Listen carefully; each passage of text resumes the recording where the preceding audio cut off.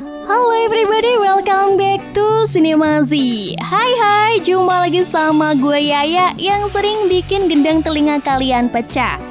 Walaupun seperti itu, tapi gue sering ngisi hati kalian yang kosong dan sepi kan? Tapi sebelumnya jangan lupa like, share, dan subscribe. Dan jangan lupa juga nyalakan notifikasinya biar kalian gak ketinggalan kalau nanti Yaya nongol lagi. Oke guys, gue kali ini akan bawain alur cerita film yang berjudul The Silent Sea. The Silent Sea adalah series Korea Selatan tahun 2021 garapan sutradara Choi Hang-yong yang mengadaptasi dari film pendek dengan judul The Sea of Tranquility, karya Pak sutradara sendiri. Oke, tanpa perlu banyak basa-basi lagi, mari kita happy ditemani kopi kapal api karena kali ini Yaya tahu hati kalian sepi. Oke, langsung aja kita masuk ke alur ceritanya. Let's go!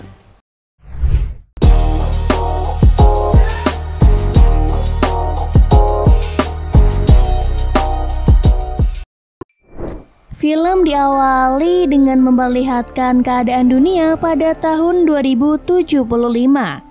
Saat itu seluruh dunia mengalami krisis kekurangan air akibat pemanasan global.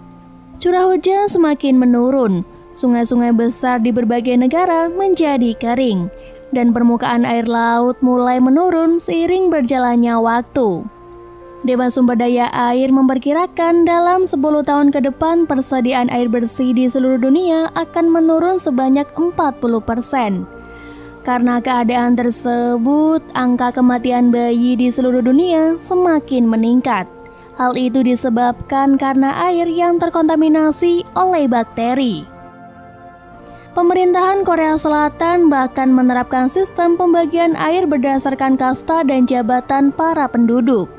Misalnya masyarakat menengah ke bawah akan mendapatkan jatah air jauh lebih sedikit dibandingkan pada pejabat pemerintahan, yang mana ditandai dengan kartu pengambilan air yang dimiliki oleh masing-masing orang.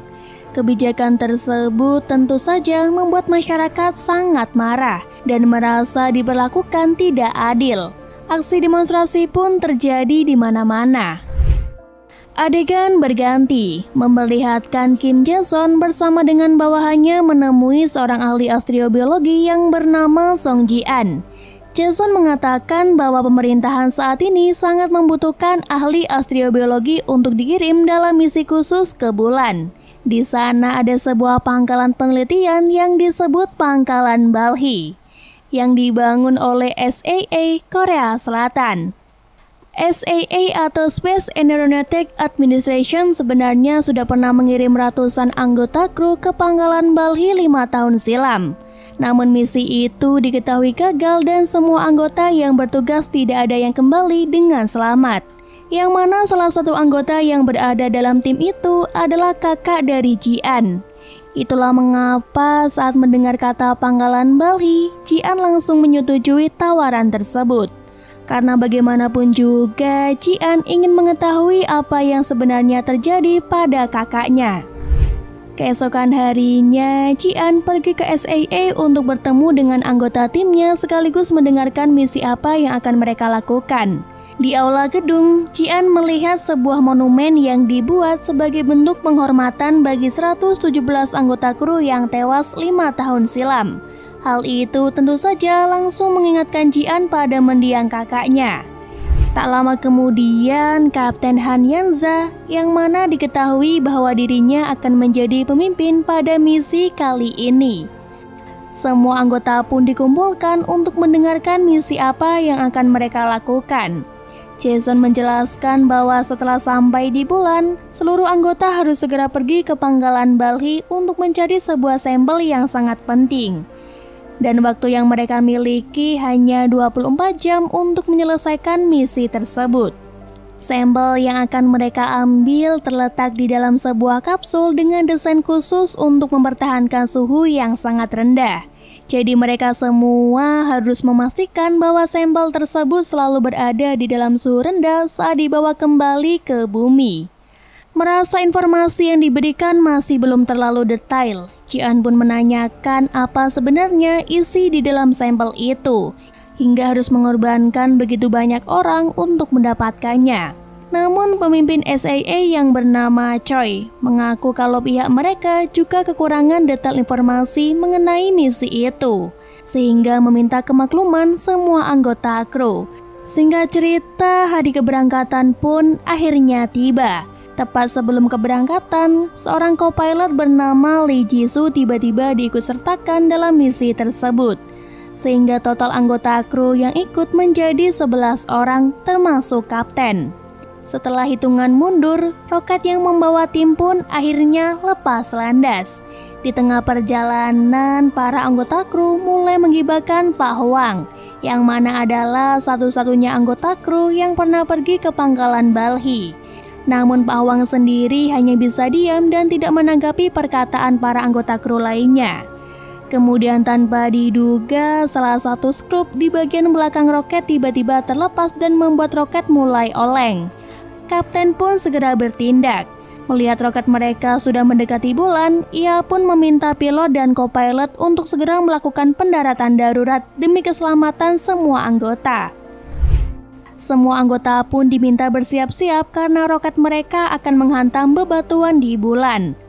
Akibat dari pendaratan darurat itu, Pak Hwang terluka cukup parah pada bagian rusuknya. Roket pun berhenti di tepi bulan. Ketika Kapten Yanza akan membuka pintu keluar, kondisi roket menjadi lebih miring dan terancam jatuh. Semua anggota pun mencoba bertahan sekuat tenaga agar tidak terjatuh. Apalagi saat itu barang bawaan mereka mengakibatkan sebuah lubang besar di ujung roket, sehingga tekanan yang masuk ke roket menjadi lebih besar. Di saat melihat Jian dalam bahaya, Kapten Yanza pun mencoba menyelamatkannya. Hingga pada akhirnya seluruh anggota berhasil keluar dari roket. Namun sayangnya roket malah terjatuh ke dalam lubang besar. Dengan sisa oksigen yang ada, mereka semua harus berjalan sejauh 7,6 km untuk sampai di pangkalan Balhi, agar nantinya bisa segera menghubungi SAA untuk mendapatkan bantuan. Dalam perjalanan itu, jumlah oksigen masing-masing kru terus menurun, sehingga mereka pun mulai kesulitan bernafas.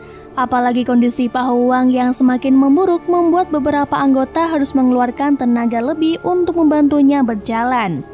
Setelah berjalan cukup jauh, akhirnya mereka berhasil sampai di pangkalan Balhi. Sayangnya saat itu Pak Hwang mengaku sudah tidak sanggup lagi karena tulang rusuknya yang hancur kini telah melukai paru-parunya. Di detik-detik terakhir hidupnya, Pak Hwang berusaha mengatakan kata air dan jangan, yang mana sepertinya Pak Hwang ini sedang mengisyaratkan kepada anggota lainnya tentang sesuatu yang mungkin terjadi di dalam pangkalan Balhi. Setelah perjuangan dengan sisa oksigen yang ada, akhirnya para kru berhasil masuk ke dalam pangkalan Balhi dan segera isi ulang oksigen mereka masing-masing. Kemudian adegan berganti, memperlihatkan flashback sebelum keberangkatan anggota kru ke pangkalan Balhi. Karena merasa masih banyak kejanggalan dalam misi itu, jadi sebelum keberangkatan, Jian menyempatkan waktunya untuk menyelidiki beberapa hal, terutama file yang ditinggalkan kakaknya. Setelah mencoba membuka file tersebut berulang kali, Jian menemukan sebuah perintah yang bertuliskan Fight Luna. Selain itu, Jian juga membuat peta lokasi pangkalan Balhi berdasarkan apa yang dijelaskan oleh Pak Hwang. Jadi bisa dikatakan sebelum keberangkatan itu, Jian sudah tahu persis lokasi ruangan-ruangan yang terdapat pada pangkalan Balhi. Kembali ke pangkalan, setelah mengisi ulang oksigen, seluruh anggota mulai bergerak menyusuri pangkalan untuk menemukan ruangan pusat komando. Mereka berharap bisa segera menghubungi pihak SAA agar bisa mendapat bantuan. Di sela-sela perjalanan, tanpa diduga, mereka menemukan mayat seorang lelaki. Setelah dipindai, mayat itu diduga sebagai prajurit bayaran yang ada kemungkinan ditugaskan untuk mencari sampel. Tapi anehnya, berdasarkan pengamatan Dr. Hong, tubuh lelaki itu menunjukkan tanda-tanda kematian akibat tenggelam. Hal itu tentu saja tidak masuk akal, karena tidak mungkin ada orang yang meninggal karena tenggelam di dalam pangkalan. Kejanggalan lain yang mereka temukan adalah level radiasi dalam pangkalan sejauh ini terlihat normal. Padahal pemerintah mengatakan kalau kegagalan anggota kru terdahulu akibat mengalami kebocoran radiasi. Lantas mengapa pemerintah tega membohongi mereka semua dan seperti menutup-nutupi sesuatu? Jian lalu menyarankan agar mereka segera melakukan otopsi pada mayat tersebut untuk mengetahui penyebab pasti kematiannya. Namun Kapten Yanza dengan tegas menolak gagasan itu karena prioritas mereka saat ini adalah mengambil sampel dan segera kembali ke bumi. Singkat waktu, mereka pun akhirnya sampai di ruangan pusat komando. Setelah mengaktifkan semua sistem, mereka menyadari kalau sejauh ini kondisi pangkalan terpantau baik-baik saja. Tidak ada masalah sama sekali, seperti yang sebelumnya disebutkan pihak pemerintah. Oleh sebab itu, Jian semakin mendesak kapten untuk segera melakukan investigasi terkait apa yang sebenarnya menyebabkan kematian anggota kru terdahulu. Kapten lalu membagi kru menjadi 3 kelompok untuk berpencar mencari sampel di 3 tempat penyimpanan yang berbeda. Dr. Hong itu dan kapten akan pergi ke ruangan penyimpanan 1.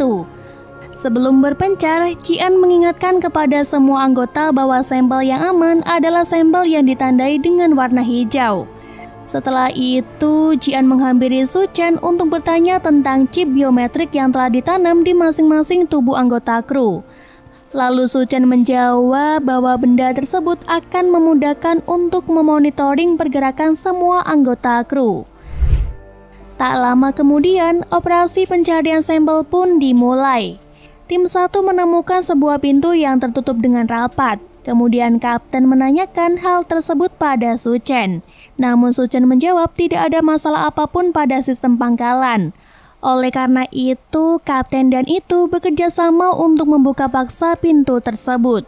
Dan betapa terkejutnya mereka saat melihat sebuah ruangan berlorong di balik pintu, yang mana dipenuhi dengan mayat manusia.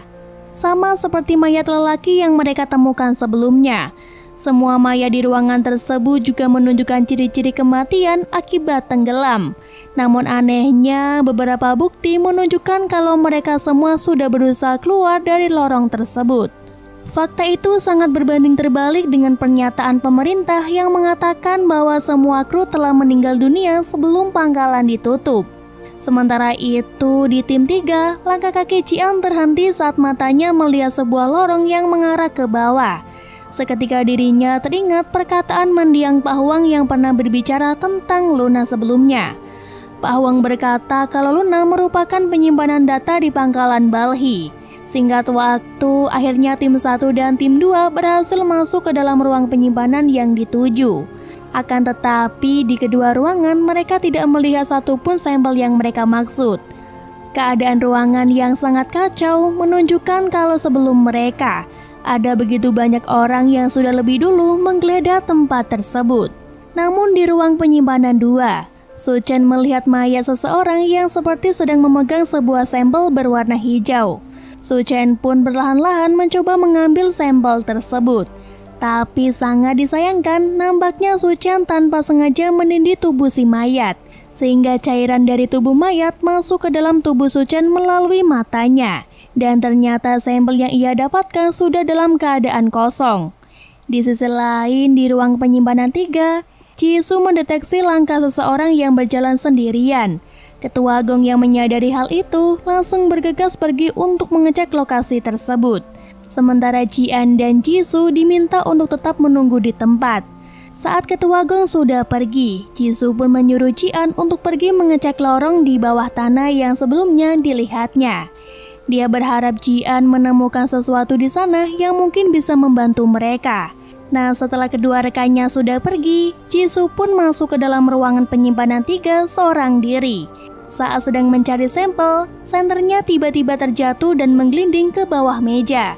Lalu ketika Jisoo hendak mengambil senternya, tiba-tiba ada sesuatu yang menyentuh tangannya dan membuat Jisoo sangat terkejut. Tapi Jisoo tidak bisa menyerah begitu saja. Ia mencoba merangkak masuk ke dalam kolong meja, yang ternyata di sana dia menemukan sebuah sampel berwarna hijau.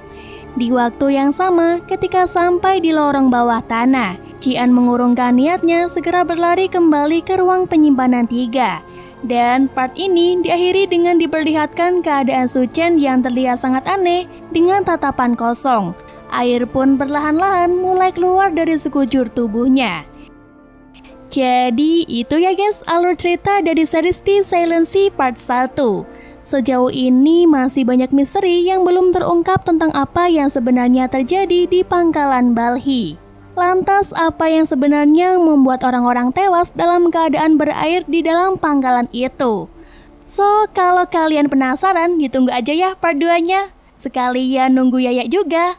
Mungkin segini dulu ya video kali ini. Yaya pamit undur diri, sampai ketemu lagi di part 2-nya and see you. Bye-bye.